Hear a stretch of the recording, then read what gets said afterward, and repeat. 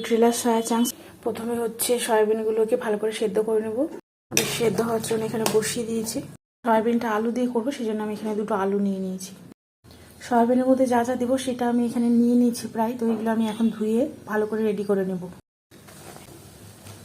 এখানে অনেক সুন্দরভাবে সেদ্ধ হয়ে গেছে। হলুদ আর লবণ দিয়ে মাখিয়ে এবার ভেজে নেব। এবার আমি সর্ষের তেলের মধ্যে সয়াবিনগুলো ভালো করে ভেজে নেব।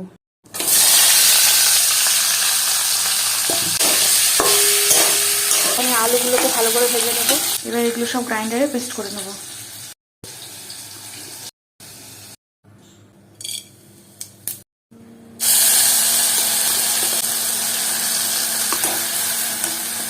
আমি সয়াবিন আর আলুগুলো ভালো করে ভেজে রেখেছি, তাই আর ভাজতে বেশি টাইম লাগবে না। এখানে মশলাটা লাল লাল ভাজা হয়ে গেলে এগুলো সব ছেড়ে দেবো। সয়াবিন আর আলু দিয়ে হালকা করে ভেজে দিয়ে জল ঢেলে দিই। মশলা থেকে তেল ছাড়া ছাড়া হয়ে গেলে তার মধ্যে আমি সয়াবিন আর আলুগুলো দিয়ে হালকা পরিমাণে ভেজে নেব। তারপরে অল্প পরিমাণে জল দেব। অল্প তেলে মাংসের মতো সয়াবিন রান্না। এখানে আমার অনেকটা ভাজা হয়ে গেছে, এবার আমি জল অ্যাড করবো।